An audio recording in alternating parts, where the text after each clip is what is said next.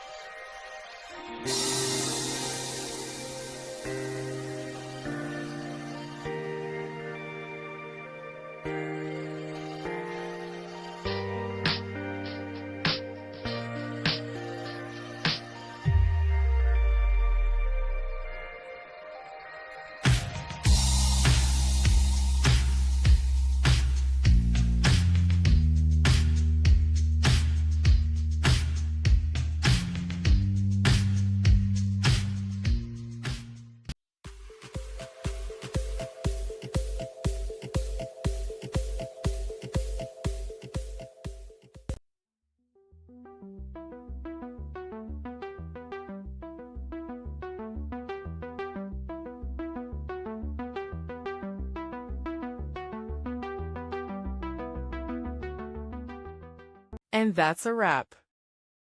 I hope you found the answer you were looking for. If you did, take a second to hit that subscribe button. It really helps out.